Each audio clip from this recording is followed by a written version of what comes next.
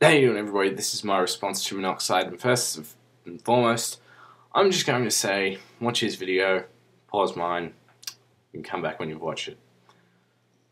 I'm assuming you've watched it now.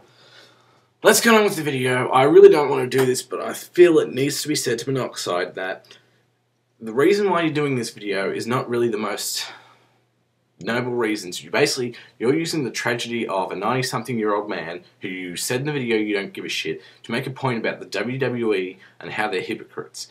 How a fake fighting in your underwear organisation talking about their politics of how they treated a case 2 years ago.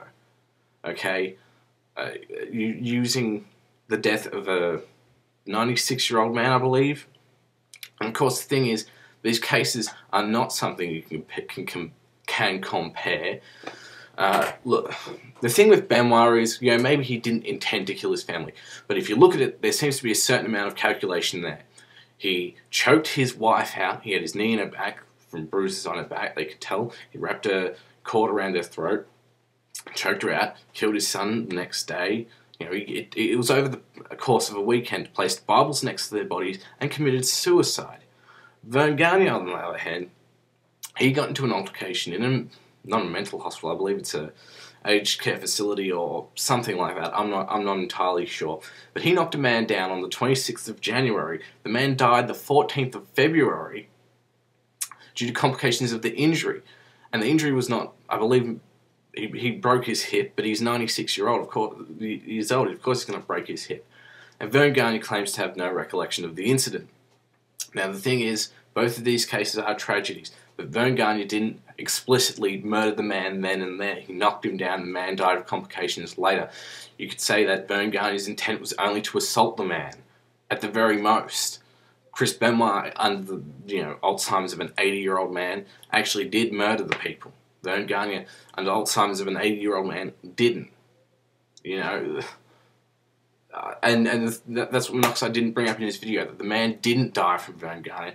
Gagne's been charged with homicide, I believe, but I don't think he's going to, because he's 80 years old and mentally fucked, there's not going to be any recourse for him. And, what was I saying? Yeah, he didn't intentionally kill the man. Benoit clearly intentionally did kill them because they didn't die afterwards of the injuries. They died then and there of the injuries that Benoit inflicted on them, which was choking them to death. My feelings aside on each case is now I haven't expressed them, how I feel, because for the most part I don't want to. I can't be bothered.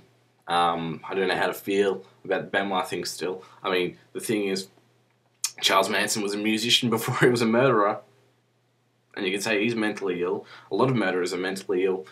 But the thing is, the fact that Monoxide, if you're watching it, that you've used it as a way to levy some sort of argument against the WWE. The death of a 96-year-old man or 90-something-year-old man, you're using that as a levy against the WWE. I find that quite sad.